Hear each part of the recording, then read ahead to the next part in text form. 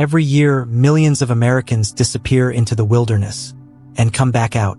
They pack their tents, lace their boots, fill their water bottles, and drive off toward some tree line somewhere, some quiet ridge, some bend in the river where cell service dies and time slows down. Most of them come home. Daniel Wyatt did not. In the fall of 2019, Daniel, a 52-year-old retired school counselor from Springfield, Missouri, drove alone to the Ozarks National Scenic Riverways in southern Missouri. He told his sister he would be back in 5 days. He had done this kind of solo trip dozens of times before. He knew those woods. He loved those woods. He was reported missing 6 days later when he didn't show up for Sunday dinner. Search and rescue teams combed the area for weeks.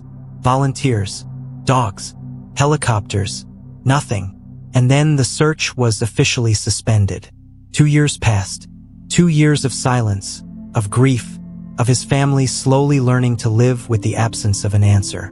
And then, in the autumn of 2021, a pair of hikers stumbled onto something that made their blood run cold. Daniel's tent, still standing, still staked to the ground, perfectly intact. His sleeping bag rolled out inside. His camp stove beside the fire pit. His boots lined up at the entrance, toes pointing outward, like he had just stepped out for a moment, like he was about to come back. He never did. Today, we are going to go deep into this case.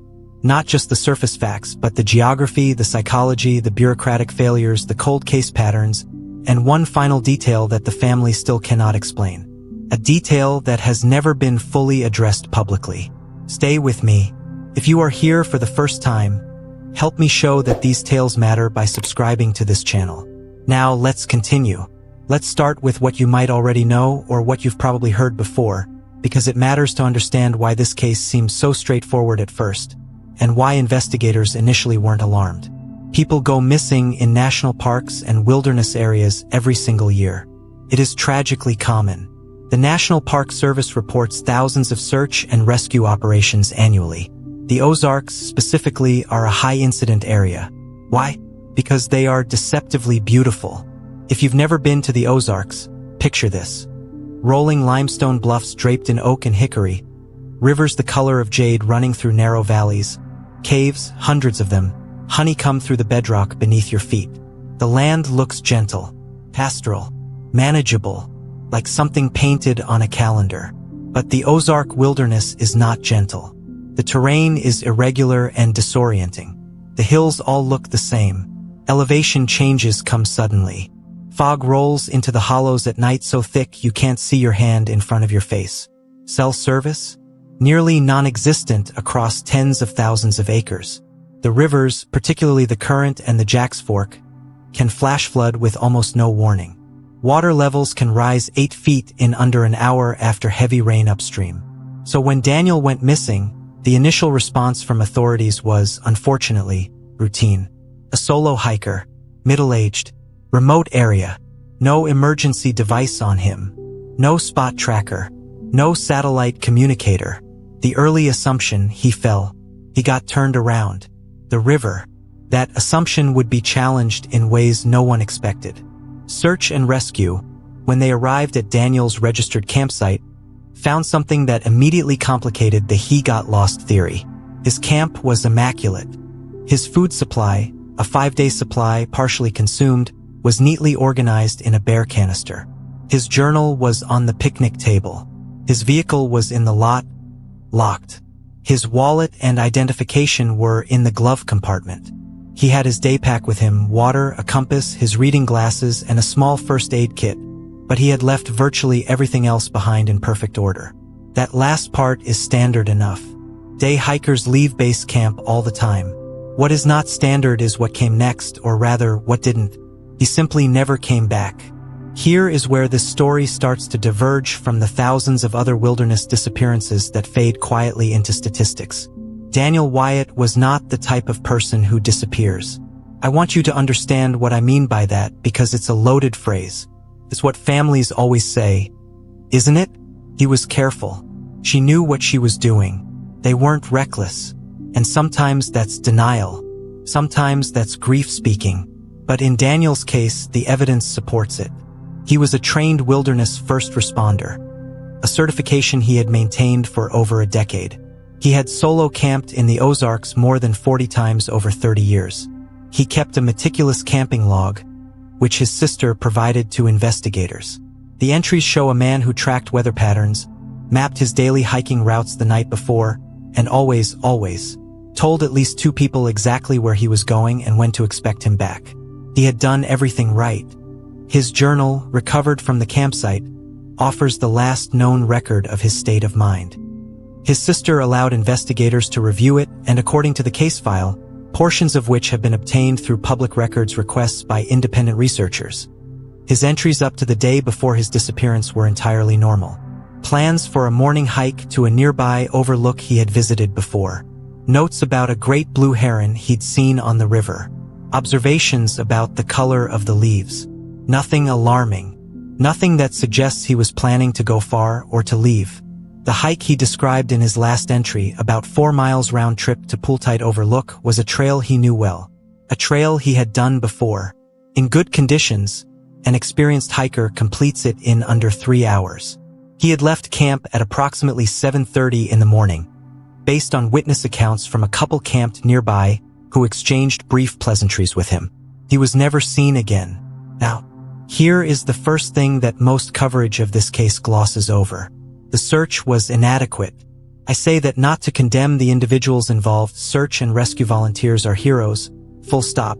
But the structural reality of wilderness SAR in rural Missouri is grim. There are chronic underfunding issues. There are jurisdictional gaps between county sheriff's departments, the National Park Service, and the Missouri State Highway Patrol that create real delays in coordination.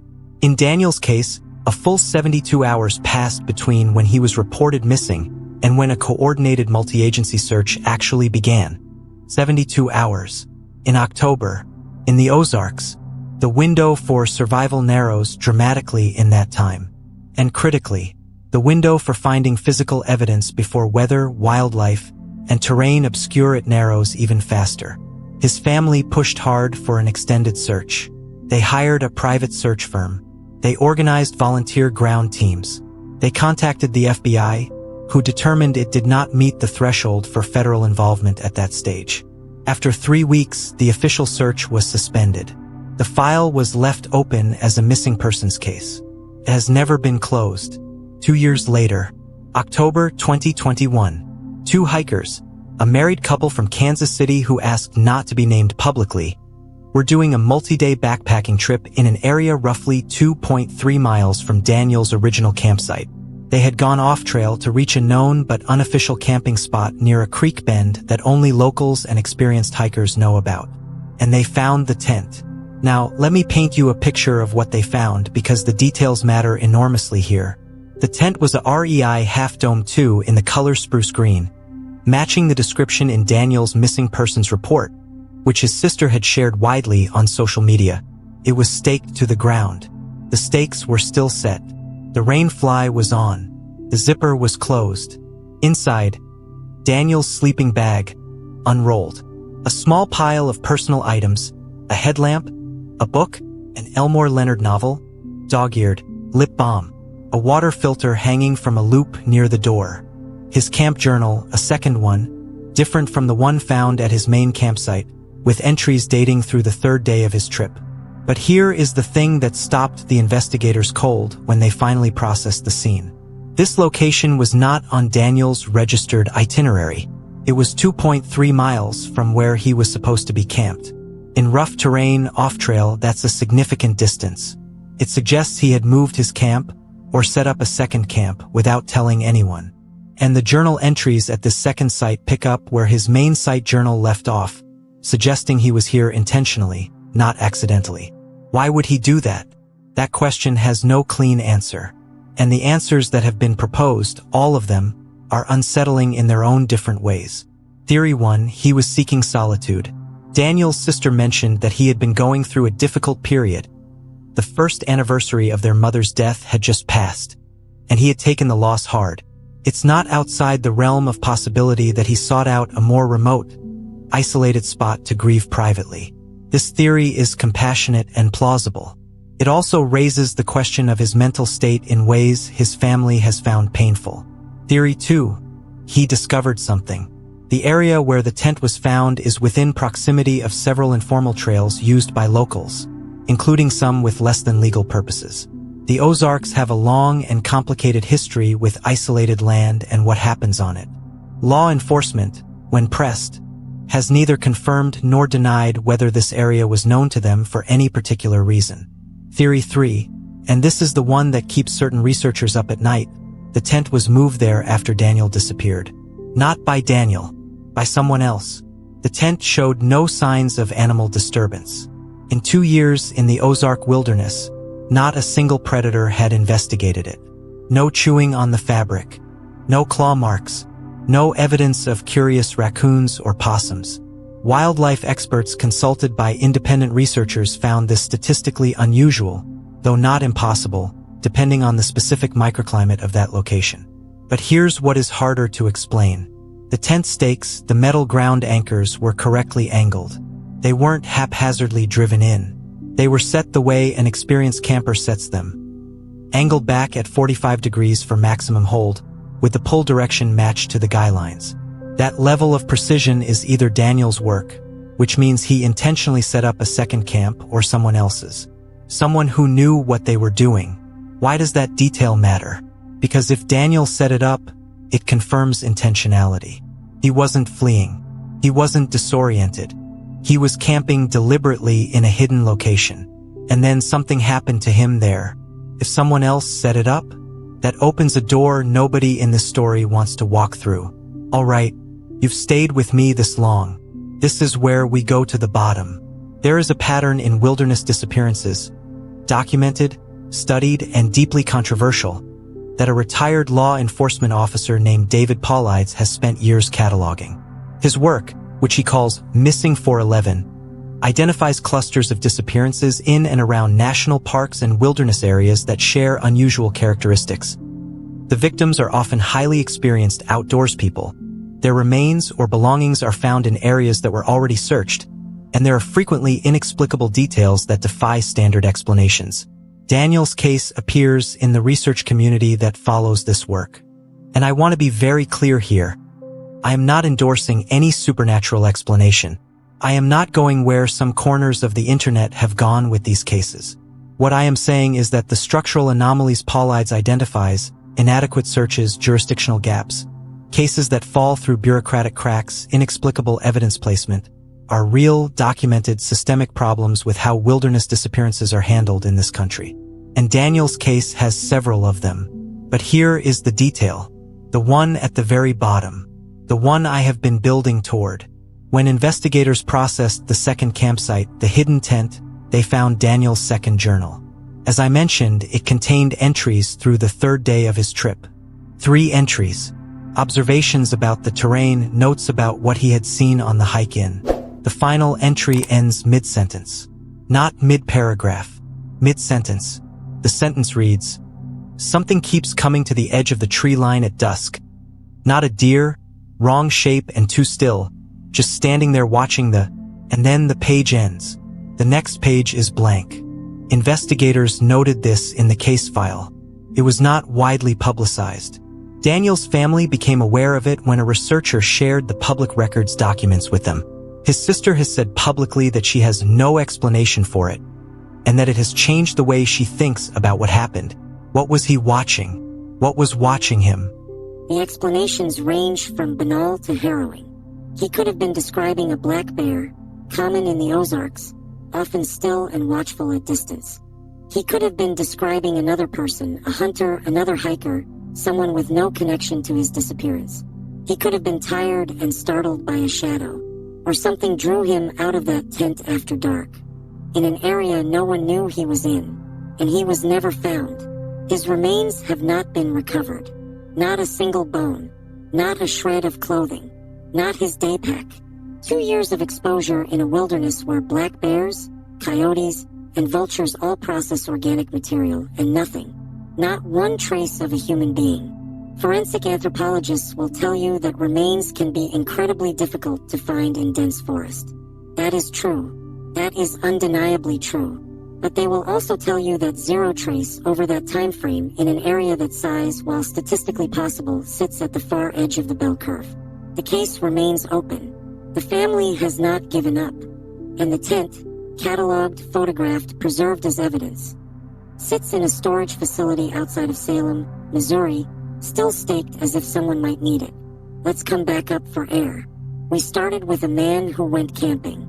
A responsible, experienced, careful man who went to a place he loved and didn't come home. That's the surface.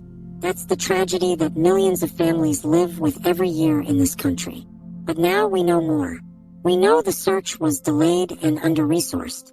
We know he had a second camp no one knew about. We know his journal ends in the middle of a sentence. We know his remains have never been found. We know there are systemic failures in how wilderness disappearances are handled that create a category of case that is almost designed to go cold. And here's how that changes the surface picture. When you hear about a missing hiker on the news, on a poster, in a Facebook post shared by someone you half know, the default assumption is that it was an accident, a fall, a medical event, getting lost. The wilderness is dangerous and people make mistakes. That framing is often accurate. And it is also sometimes a way of not asking harder questions. Daniel was not the type of person who disappears. We established that early. But what I want you to sit with now is this. The same systems that failed Daniel are in place right now. The same jurisdictional confusion. The same underfunded SAR infrastructure. The same missing persons databases that don't communicate cleanly with each other. The same cultural tendency to categorize an experienced adult's disappearance as a personal failure rather than a systemic one. If Daniel had been a child, the response would have been immediate and overwhelming. If he had disappeared in a city, there would have been cameras, records, witnesses, a different kind of infrastructure. Instead, he walked into the trees, and the trees gave nothing back. That tent, standing in the woods for 2 years, undisturbed. It's more than a clue. It's a symbol of a life interrupted, of a system that moves on even when a family can't, of the particular cruelty of a disappearance, which is not an ending. It's an absence that never becomes an answer. I have one question left for you, and I'm not going to answer it because I can't. Nobody can. Not yet. Daniel's second campsite, that hidden spot 2.3 miles from where he registered, in terrain no casual hiker stumbles into by accident. That location was known to local hunters. That much has been established. A few people in the area recognized the description when investigators canvassed. Here's the question.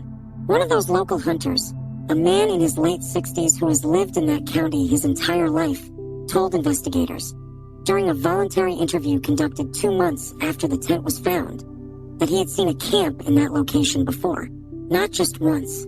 He said he had passed that area in the late spring of 2020, roughly 6 months after Daniel disappeared, and the tent was there. He thought it belonged to another hunter or a trapper. He didn't think anything of it. 6 months after Daniel vanished, the tent was there, in a location no one had searched, in a location no one knew Daniel had gone to, and in those 6 months someone or something had not touched it. The hunter was asked one final question in his interview. Had he seen anyone near the camp on either occasion? His answer is in the case file. It has not been publicly released.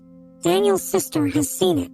When asked about it in a 2022 interview with a regional podcast covering cold cases, she paused for a long time. Then she said, "I don't know what to do with what it says. I'm not sure it makes things better. I'm not sure it makes things worse. It just makes things different. We may never know what that hunter saw. We may never know why Daniel moved his camp. We may never know what was standing at the edge of the tree line at dusk, watching him, wrong shape, too still, the night before his journal went silent.